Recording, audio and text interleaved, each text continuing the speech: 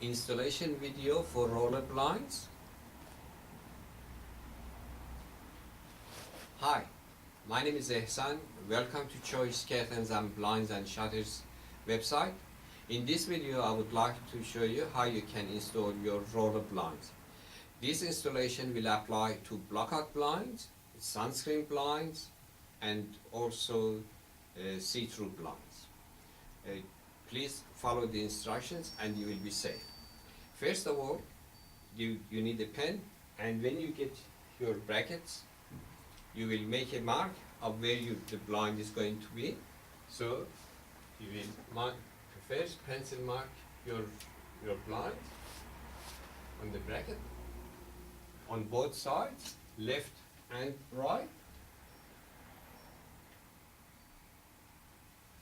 Now that we have marked it, we will pre-drill the holes so that we don't crack the timber. It's important to follow that instructions. Now, a drill like this will come handy if you have one, and make your life a lot easier. And this is how we install the brackets. Always use 2 screws for every bracket.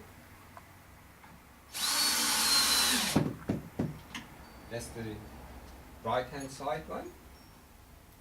And now we go for the left hand side.